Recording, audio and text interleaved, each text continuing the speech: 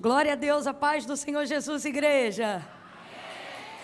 Que coisa boa, gente. A gente em Boston, eu tento fingir costume, mas nunca consigo. Coisa linda, meu Deus. Como que é a paz do Senhor em inglês? Vocês também não sabem? Peace the Lord. Isso, eu estou muito bilíngue hoje, meu Deus do céu. Coisa linda. Feliz demais de estarmos aqui nessa noite. Eu quero render graças ao Senhor por essa oportunidade. Eu não tenho dúvida que foi o Senhor quem fez esse dia para que nós nos regozijemos e nos alegremos nele, né? Foi o Senhor quem te trouxe a essa casa. Não tenha dúvida disso. Deus abençoe sua vida. Quero louvar a Deus pela vida do pastor Christian, da pastora Daniele. É muito bom estar aqui. Se fosse lá era bom também, mas aqui é melhor. Deus abençoe. Vamos abrir as nossas Bíblias no livro do Gênesis.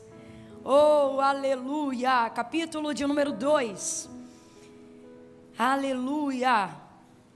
Nós vamos ter o privilégio de estarmos juntos aqui dia 18, 19 e 20, né? Depois de amanhã a gente já está junto direto. E por que eu estou falando a gente? Porque eu já entrei lá na programação da igreja e eu vi que homem pode entrar. Tô certo ou estou errada? O homem pode entrar também. Então você que quer tirar um tempo assim de busca, de renovo, você que estava precisando de algo assim para dar um start na sua vida, sabe assim, um tempo maior de propósito, de entrega, de devoção. Camila, eu tenho me sentido um pouco frio, ou eu estou sentindo que a coisa já não está bem como deveria estar, e eu estou precisando de um pouco mais de lenha para aumentar minha fogueira nesse último trimestre do ano. Rapaz, aproveita esses 3 dias, vem embora. Vem no azeite, vem no óleo, vem buscar unção, vem buscar o sobrenatural.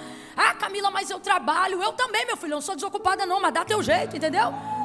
Dá um jeito, você só tem 2 opções. Ou você dá um jeito ou você dá uma desculpa. Ah, eu posso dar uma desculpa? Pode, mas vai continuar tudo igual. Agora, se você der um jeito, as coisas podem mudar. Camila, em 3 dias pode mudar. Rapaz, em 3 horas de culto, Deus muda 3 anos. O que ele não faz em 3 dias? Em 3 dias, olha para o teu irmão e diz para ele: se esforça. Fala para ele firme, diga: se esforça. Que raio de preguiça, de frio, de não sei o que, que não sei o que, que não sei o que lá. Diabo não respeita teu cansaço. Vai para cima. Pregadora, mas não vai pregar. Eu prego a hora que eu quiser. Senti de Deus de te entregar essa palavra de despertamento. Eu não gostei, então foi para você mesmo. É sério, tira esse tempo, viu? Porque, tava com saudade de ouvir um negócio desse. Isso é um bordão que a gente tem lá no Brasil. Eu digo que quando você está na casa de Deus, você está no lugar certo, na hora certa, fazendo a coisa certa. Por causa disso, até o que era para dar errado depois dessa noite, vai dar certo. Então, quando você consegue alinhar isso, você está feliz por estar no lugar certo, na hora certa, fazendo a coisa. E aí, num lugar desse, você agradece a Deus.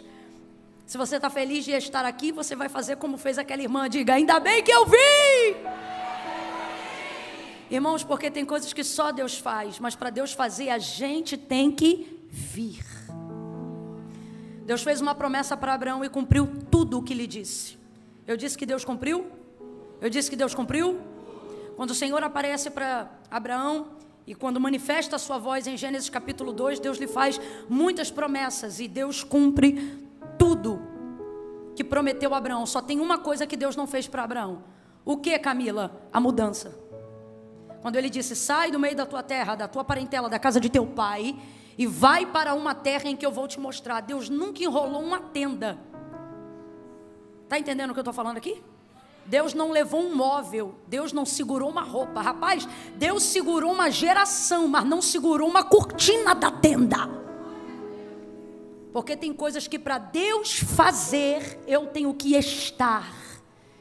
Então não vem com essa coisa, sabe, que você guarda lá no teu subconsciente. Se Deus quiser fazer, Deus faz aonde eu estiver. Vai nessa. Se Abraão pensasse assim, ele jamais teria vivido tudo que ele viveu. Se a mulher do fluxo de sangue pensasse assim, ela estava hemorrágica até hoje. Se é de Deus mesmo eu ser curada, ele vai passar aqui. Se eu tão somente tocar. E o texto diz: e ela moveu-se, foi até onde ele estava passando. Então entenda, Há coisas que, dependendo do que você quer viver, não basta esperar Deus fazer. Você precisa estar na geografia que Deus quer que você esteja. Ninguém me pediu isso aqui, eu nem sou de fazer isso, mas eu vou repetir. Depois de amanhã, ou seja, você tem um dia para se organizar. O dia de amanhã é dia de organização. É dia de trocar plantão com quem tiver que trocar, oferecer hora para quem tiver que oferecer, cobrir horário para quem tiver que cumprir, porque dia 18, 19, 20, você tem um compromisso com Deus aqui. Um período de imersão. Quem entendeu, diga amém. Glória a Deus. Gênesis capítulo 2, quem encontrou, diga amém. Oh, aleluia. Aleluia.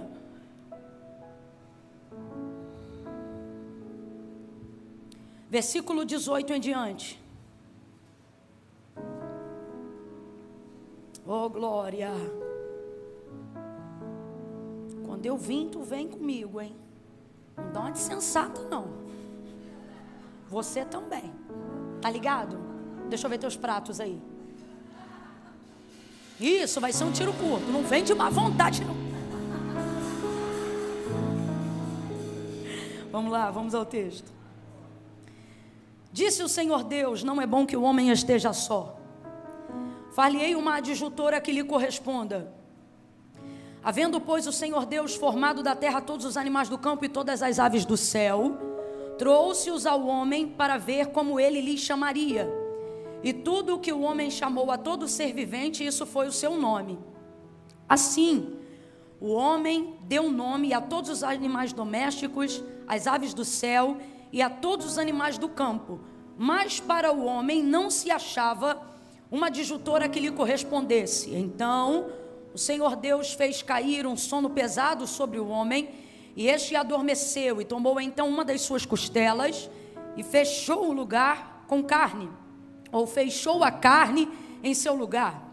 Então da costela que o Senhor Deus tomou do homem, formou a mulher e lhe trouxe. E disse o homem: esta é agora osso dos meus ossos, carne da minha carne. Chamar-se-á mulher, pois do homem foi tomada. Diga amém por essa palavra. Quem já praticamente conhece esse texto de cor, diga amém. A maioria de nós acabamos por utilizar esse texto aqui praticamente como texto áureo para falar de casamento, para falar de homem, para falar de mulher.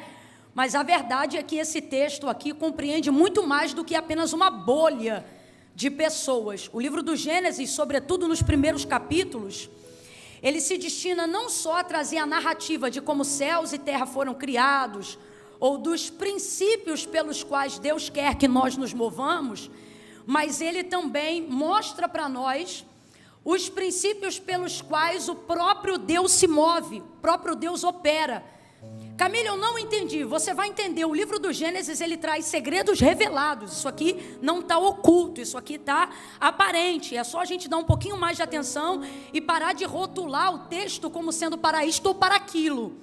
E quando você lê versículo por versículo, você percebe então que o livro do Gênesis apresenta para você o princípio não só como o início da criação, mas o princípio como os meios que fazem Deus se mover. A maneira como Deus quer que nós nos movamos em fé é a mesma maneira como Ele se move não necessitando de fé. Tão grande é a coerência do nosso Deus. Falar sobre coerência, falando de um Deus que é soberano, parece até estranho, parece até incoerência. Porque uma das coisas que respaldam a soberania de alguém é que isto não precisa estar atrelado a coisa alguma. Quando você se dirige a alguém que é soberano, e falando aqui de Deus que é o soberano, você compreende que ele não precisa estar atrelado a paradigma nenhum, a lei nenhuma, a coisa alguma. Contudo, o nosso Deus é um Deus de princípios, é um Deus de padrões morais, é um Deus que não dependia de régua para exercer nada do seu poder, mas para que nós aprendamos a maneira como Ele se move como se, abre aspas, dependesse de algum desses princípios, e Ele não depende. mas se move pelos mesmos princípios para que nós façamos Ele se mover quando nós precisamos dEle. Eu vou te dar um exemplo só para você compreender o que eu estou querendo dizer. Versículo 1 do capítulo 1 do livro do Gênesis. No princípio criou Deus os céus e a terra era sem forma e vazia. Havia trevas sobre a face do abismo e o Espírito de Deus se movia sobre a face das águas. Quem está acompanhando até aqui, diga amém. Então não há nada, só há Deus. A terra que chamamos de terra pode ser compreendida, segundo a interpretação do versículo 2, como planeta água, porque não há firmamento, nem céu, nem terra. E tudo está em trevas, porque não há luz. Todavia o texto diz que Deus ali já estava.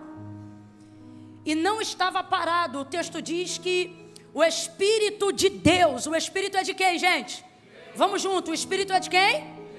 O Espírito de Deus se movia sobre a face das águas, que estava na profundeza de um abismo em trevas. Essas trevas aqui não tem nada a ver com o ocultismo. Essas trevas aqui tem a ver com a ausência de qualquer coisa mesmo.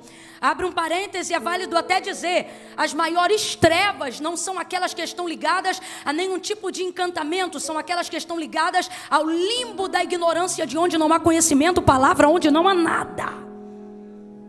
E o Espírito de Deus está se movendo ali. Agora eu quero que você raciocine comigo. O Espírito é de Deus e ele não está parado. O Espírito é de Deus e ele está se movendo, mas não está realizando nada.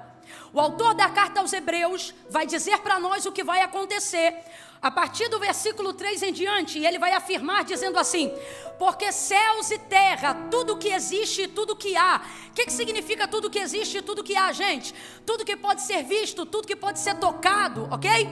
Tudo que existe e tudo que há não foi feito por prova aparente do que se vê, mas antes foram criados pelo poder da sua palavra. Então tudo que Deus criou pelo poder da sua.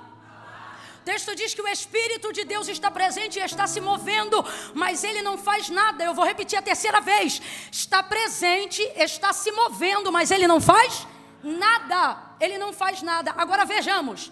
O nosso Deus, que é todo poderoso, poderia ter criado tudo que existe, tudo que há. Universo, sol, lua, estrelas, terra, oceanos, mares, animais, tudo que existe e tudo que há. Ele poderia ter criado sem dizer nenhuma palavra, sim ou não? Deus poderia ter criado tudo no fruto de uma inspiração. Imagine que quando ele inspira, ele imagina, e quando ele respira, ele solta e tudo apareceria. Poderia ou não poderia? E num estalar de dedos, Deus poderia ter criado tudo, sim ou não? Sim, ele é soberano, ele é todo poderoso, mas veja o texto. O Espírito de Deus está presente, está se movendo, mas não está criando nada, não está organizando nada, não está pondo nada no lugar, também não está tirando nada no lugar. Ele está literalmente presente, mas não está fazendo. Veja, o mover é de Deus, porque o Espírito que se move, o texto diz que é o Espírito de, e ele está mas não está fazendo. Agora, o versículo 2 vai dizer: e disse Deus. Alguém está entendendo isso aqui? E disse Deus: haja luz, e houve luz. Então veja, o Deus que é soberano poderia ter feito tudo que fez sem dizer absolutamente nenhuma. Mas tudo que existe e tudo que há não foi feito por prova aparente do que se vê, mas antes foram criados pelo poder da sua. Então Deus é quem fala, e aquilo que ele fala é quem ele é, porque a palavra de Deus e a pessoa de Deus são exatamente a mesma pessoa. Você não conhece a Deus se não for por intermédio da sua palavra. Deus também não se revela a você se não for por intermédio da sua palavra. A revelação de Cristo vem por intermédio da sua palavra. A manifestação de Cristo vem por intermédio da sua palavra. João capítulo de número 1. No princípio era o verbo. O que é verbo? Palavra. O verbo estava com Deus e o verbo era Deus. Nele estava a vida. Nele quem? Na carne de 33 anos de Cristo? Não, na existência, antes, durante e depois. Por que que Cristo morre dos 33 em diante, mas ressuscita ao terceiro dia? Porque Ele não é a carne de um Deus, Ele é um Deus em carne, sustentado pela sua palavra, o mesmo ontem, hoje e eternamente. A palavra não morre, a palavra subsiste, a palavra é viva, ela é eficaz, mais penetrante do que qualquer espada de dois gumes. Camilo, o que você está dizendo? Estou dizendo que se Deus se move pela palavra, não há nada na sua vida que não possa ser feito pela palavra.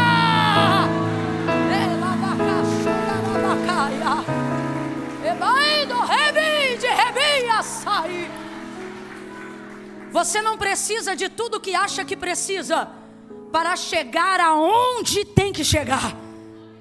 Você só precisa se encher da palavra. Você pode se encher de dinheiro, e isso não é garantia de que você vai chegar. Você pode se encher de recurso, e isso não é garantia de que você vai chegar.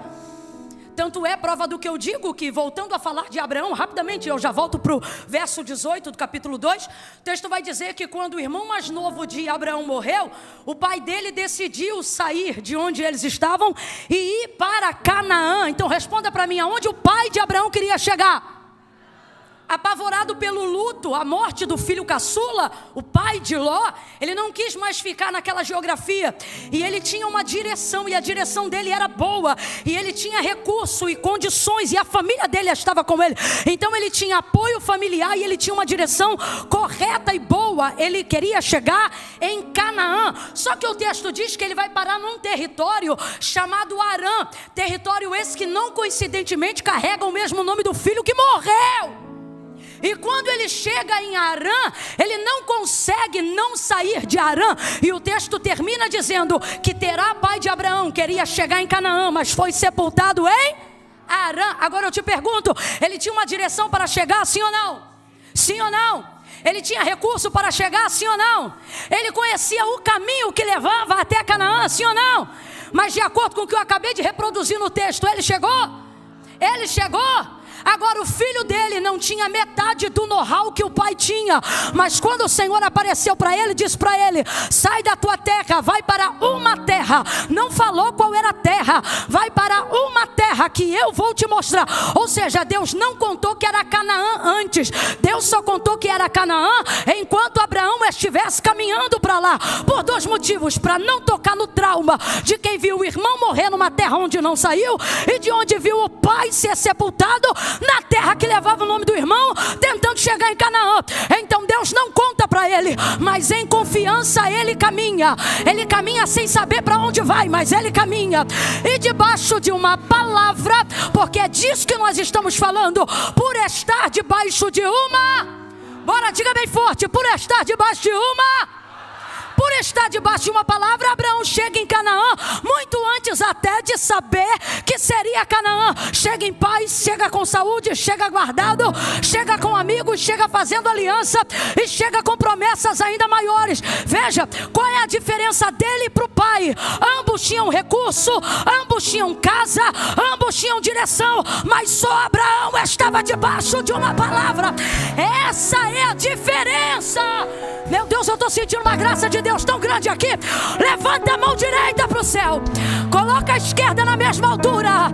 Eu vou contar de 1 a 3. Quando eu disser 3, você vai botar a mão no ombro do vizinho. Camila, eu não conheço ele. Não precisa conhecer não, deixa que ele vai conhecer Deus através da tua vida. Quando eu disser 3, você vai botar a mão no ombro do vizinho e vai dizer apenas para ele: basta uma palavra. É 1, é 2, é 3, diga. Basta uma. Você só precisa de uma palavra. Você só precisa de uma palavra. A maioria de nós que estamos aqui, o que te trouxe foi uma palavra.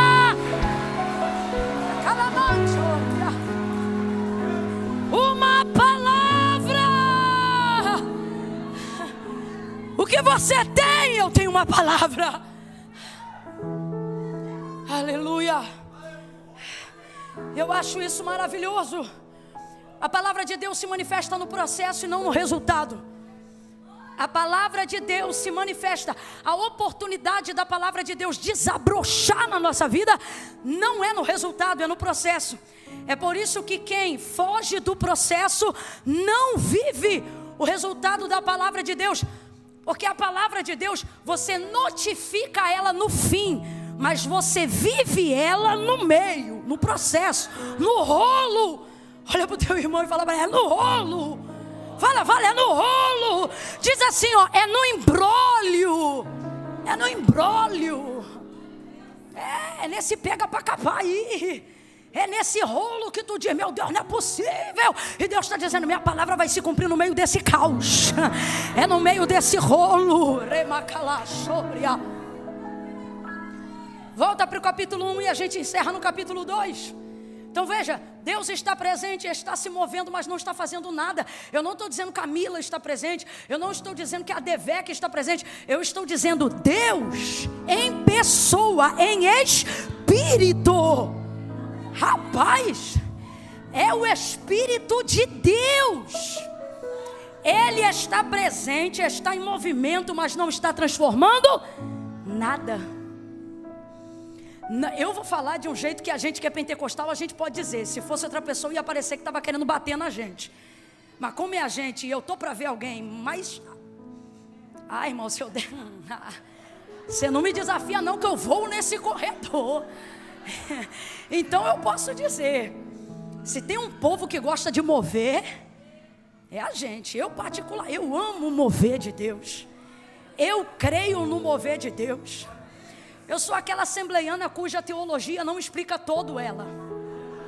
Sabe aquela pessoa que crê em mistério? Explica aí, irmão, isso é mistério. Eu creio. Contudo, eu preciso lhe dizer, o mover pode ser até de Deus, inocentemente ainda de Deus, ingenuamente na presença de Deus. Eu estou falando categoricamente aqui que o mover pode ser até de... Mas irmãos, o mover não transforma nada. O que transforma é a... Então veja, o mover não traz a palavra, mas a palavra traz um mover que transforma. E disse Deus, haja luz e houve luz. Aleluia. E ali Deus começou a criar. E eu fico sempre impressionada. Sempre que eu passo por esse texto eu me impressiono. Deus começou a criar. Criou tanta coisa.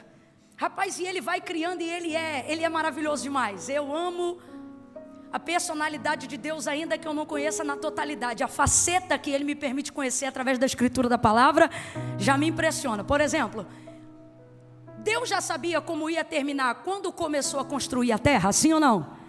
Mas Ele fez questão de estabelecer uma medida de tempo cartesiana. Matematicamente falando, Ele vai separar como se fossem dias na semana e como se fossem turnos durante aquele dia.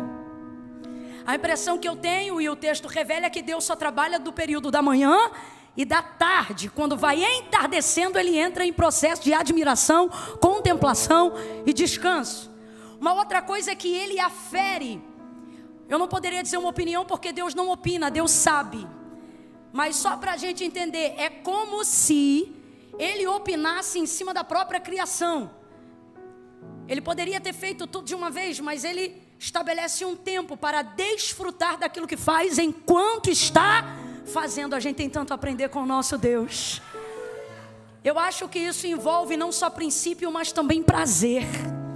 Porque se não fosse assim, Deus não faria isso. Agora eu te pergunto, Deus se cansa? Mas só trabalha de manhã e da tarde. Alguém poderia até dizer, é um preguiçoso, né? Podia fazer um plantão. E não. Deus estabelece princípios que Ele quer que nós nos movamos. E para que nós nos movamos de acordo com esses princípios, sem que necessite, Ele também se move para nos inspirar. O seu maior ato devocional de adoração a Deus não está em você dizer glória ou aleluia, está quando você decide imitá-lo.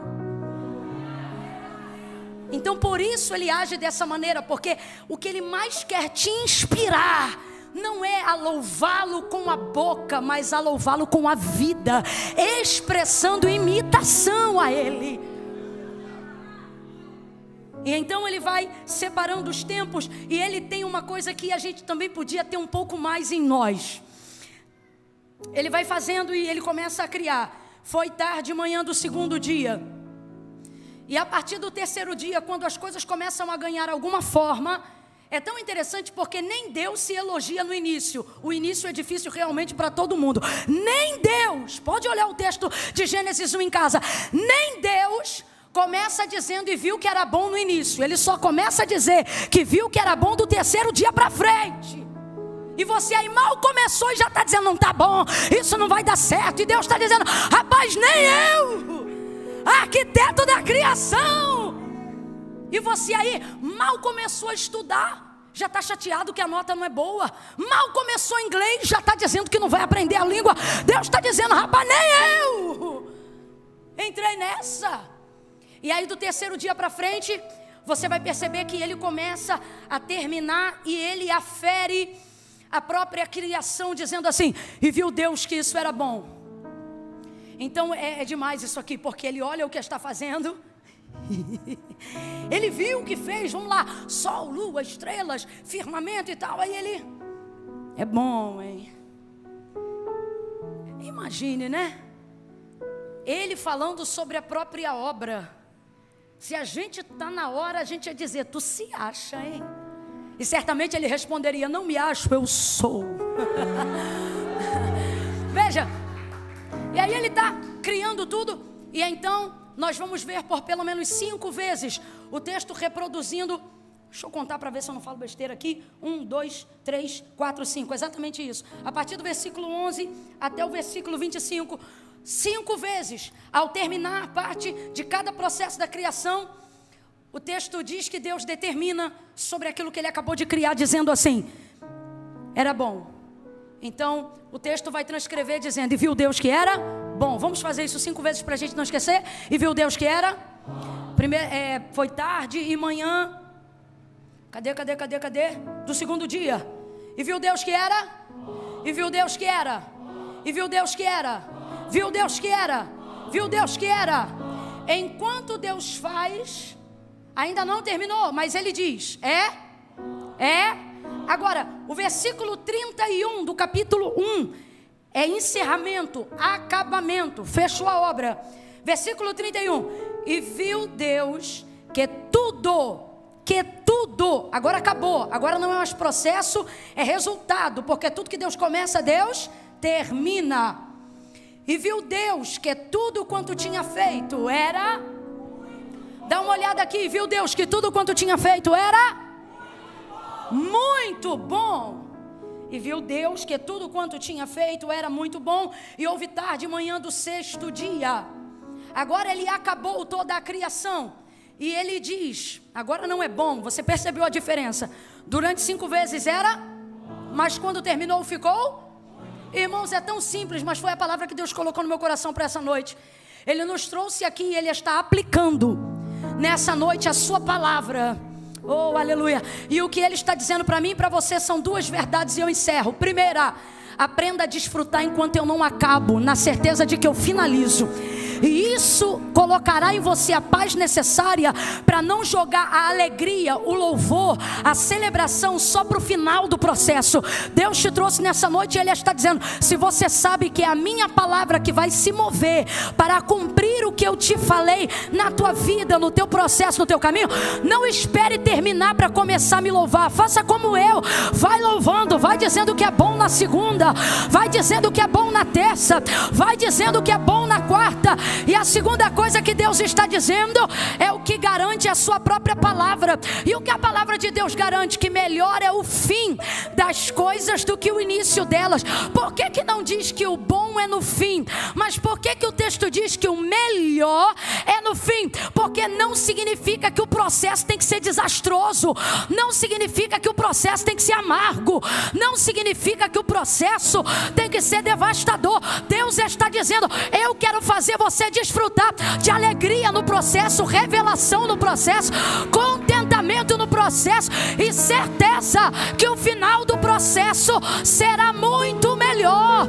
Agora, o que torna o final do processo melhor. Não é o fato de que no final é melhor. É a capacidade que eu desenvolvi de ter contentamento enquanto o final não chegava. Alguém está entendendo o que Deus está dizendo aqui?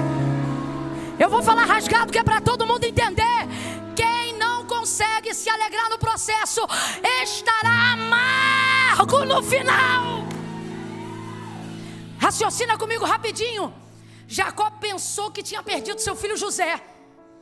Passaram-se alguns anos e ele encontra José. Enquanto ele chorava, abre aspas, a pseudo-morte, fecha aspas, de José.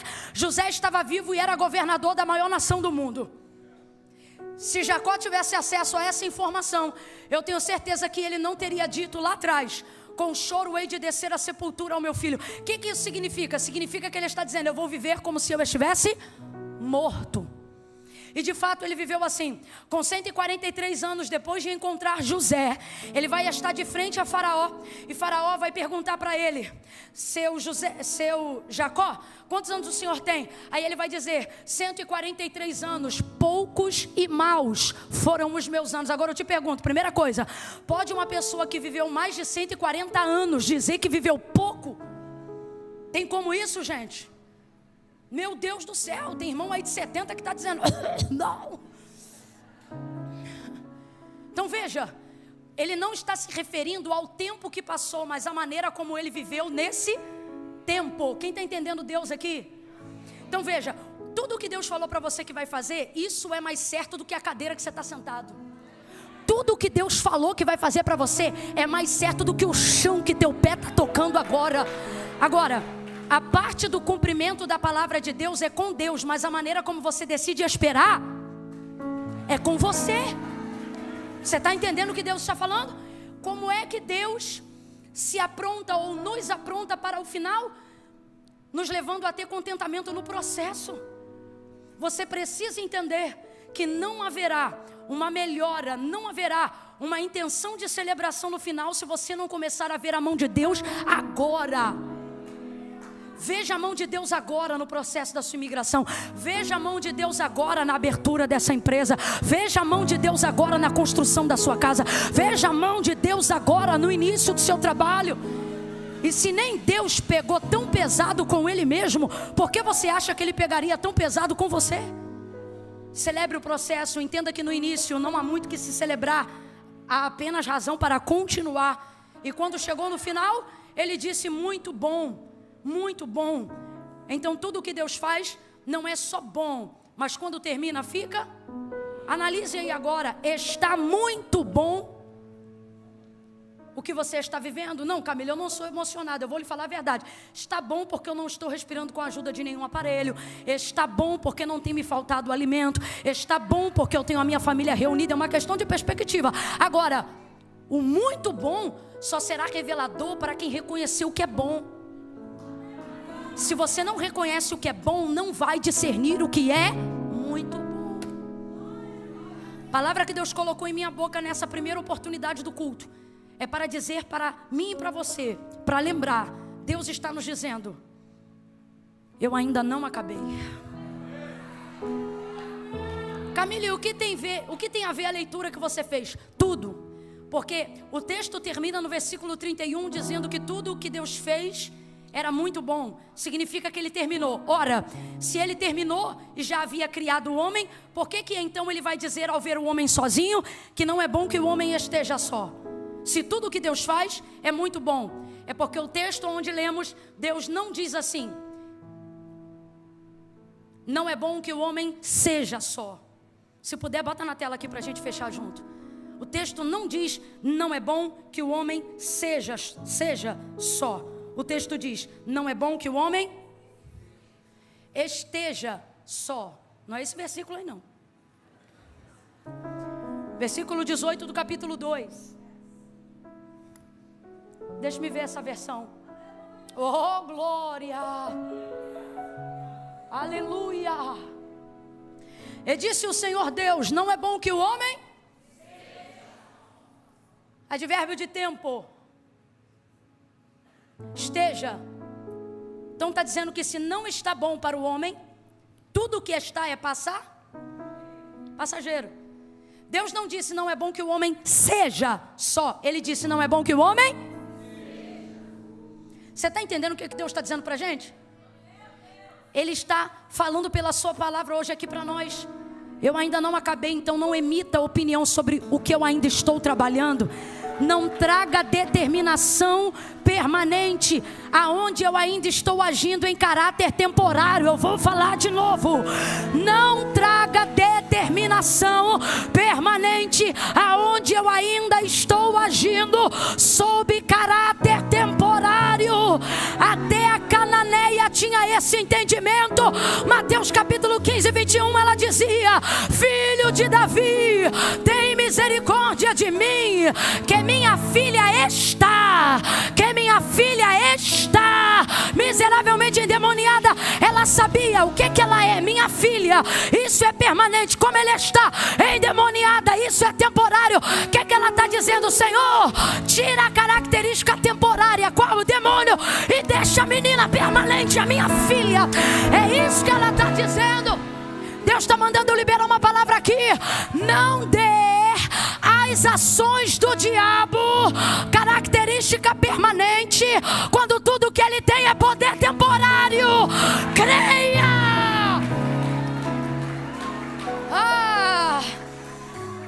Não é bom que o homem esteja. Aí lá pra frente, eu encerro aqui. Lá pra frente, o texto vai dizer que todavia procurava uma mulher, mas não se achava. Irmãos, quem é que está procurando a mulher? A gente fica na dúvida, é por isso que você não responde, porque a vida toda a gente leu isso como se Deus estivesse procurando. Deus não procura o que não existe.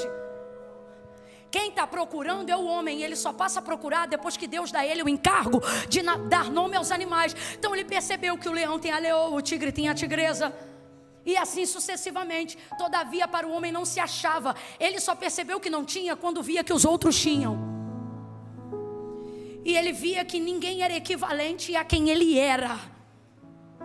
E isso começou a gerar nele a necessidade de ser correspondido. Rapaz, isso aqui é tão bom que dá vontade da gente sair falando mais uns 2, 3 dias disso. Mas eu não vou falar não, o que é para agora é agora, engole aí.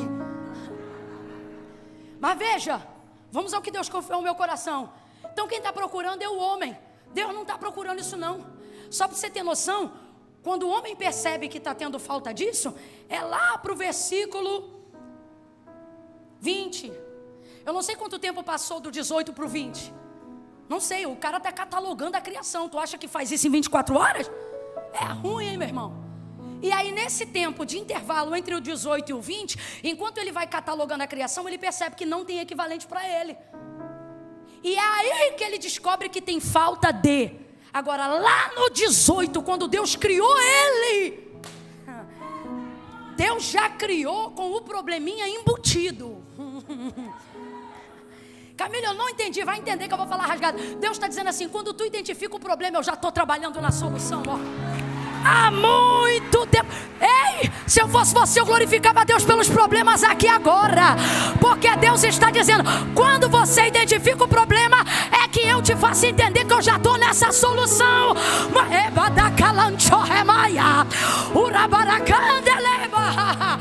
Meu Deus, seja profeta para alguém e diga, Deus tem solução para isso que você está passando. Deus já tem solução para isso que você está passando. Deus já tem solução. Ei, Deus já tem solução para esse filho drogado. Deus já tem solução para esse vício. Deus já tem solução para essa depressão. Deus já tem solução para esse burnout. Deus já tem solução para essa crise de ansiedade. Quando Deus descobriu que tu ia ficar doente, Ele já tinha preparado a solução. Ei!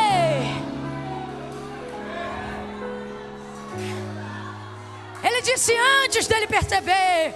Ele disse antes dele sentir. Ele disse antes dele identificar.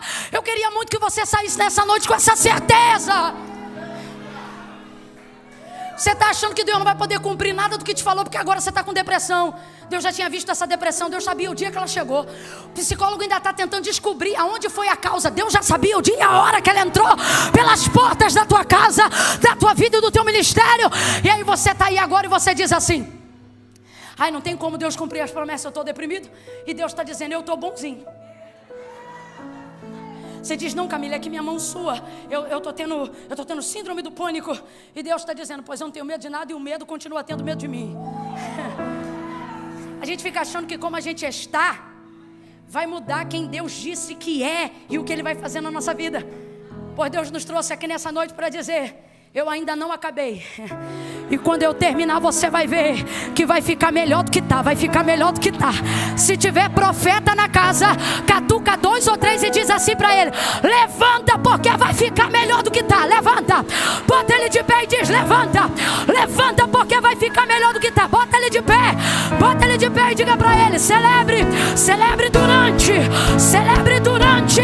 Deus está trazendo solução para questões que para você é novidade, mas para Ele já são problemas solucionados. Oh, aleluia! Dê um grito de aleluia! Tire um tempo de júbilo, glorifique e exalte. Senhor, nós confiamos em Ti, confiamos na Tua mão poderosa. Confiamos na palavra que o Senhor liberou sobre a nossa casa, sobre a nossa igreja, sobre o nosso bairro, sobre a nossa cidade, sobre a nossa geografia. Confiamos na palavra que o Senhor determinou sobre o nosso DNA, sobre o ministério que o Senhor nos confiou. Deus, nós confiamos na Tua palavra. Nós nos reunimos aqui nessa noite de quarta para dizer que muitos não vieram porque dependem do carro, dependem do cavalo, dependem do cavaleiro.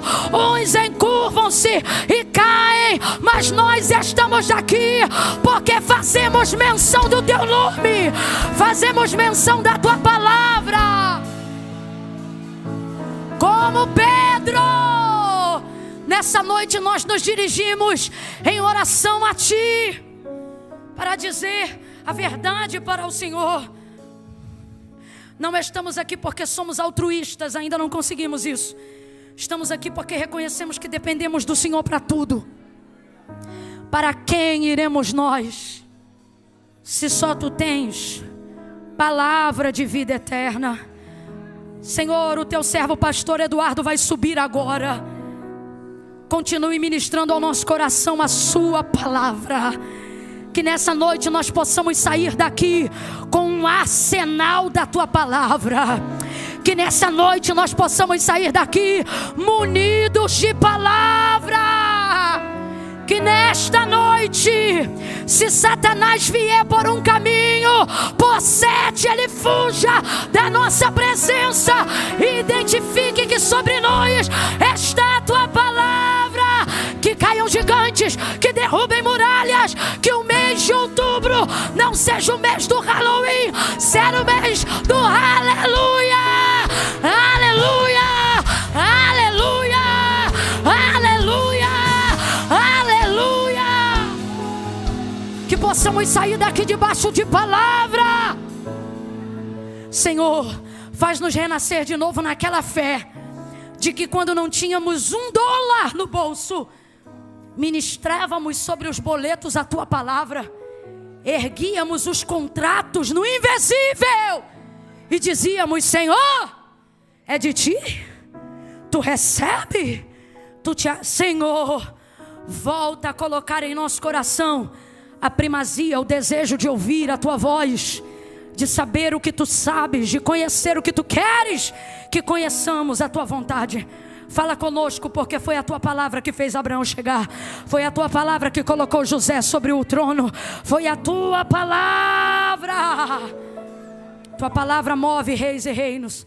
Continua falando conosco, Senhor. Nós queremos lhe dizer nessa noite que nós não estamos fastiados de ouvir a Tua palavra. Nós não estamos enjoados de ouvir a Tua palavra. Não, não, não. Quem está comigo nessa oração, diga não, não, não estamos, Senhor. Nós queremos mais de Ti, mais. Continua nos direcionando, nos dando resposta. É o que nós aguardamos, é o que Te pedimos, é o que suplicamos. Estenda a sua mão e aguarde receber mais. É o que nós oramos, Pai, em nome de Jesus. Quem concorda, diga.